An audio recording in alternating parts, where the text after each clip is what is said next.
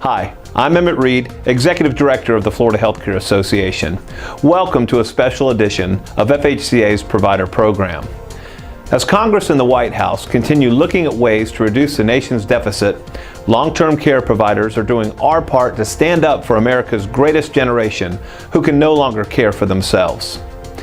FHCA members recently traveled to Washington, D.C. to partner with our national affiliate, American Healthcare Association, and tell our members of Congress that we simply cannot sustain more cuts to Medicaid and Medicare funding without putting high-quality care at risk.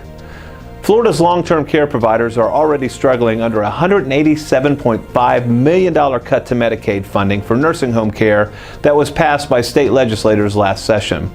Those cuts, coupled with the recent $332 million reduction to Medicare funding, are taking their toll. We took a rate cut in our Medicaid rate July 1st in Florida, and that forced us to reduce our CNA staffing, our frontline caregiver staffing, and our frontline caregivers, in my building in particular, we went and met with them and told them because of the new rate reductions and the corresponding reduction in the staffing ratios, we need to either lay off staff or reduce hours.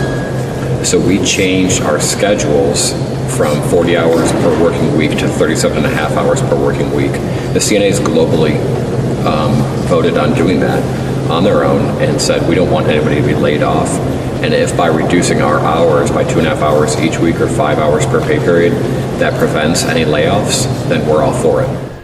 Florida's nursing homes provide important healthcare services to seniors and provide thousands of vital private sector jobs in our state. Drastic cuts in either program would be devastating, given that the majority of nursing home residents rely on Medicaid or Medicare as their safety net to cover their long-term care needs. FHCA is working hard to advocate for real solutions that protect our greatest generation and the jobs of frontline caregivers. FHCA will be back in Washington in November to deliver these critical messages again. In the meantime, we need your help with contacting your members of Congress and telling them that enough is enough.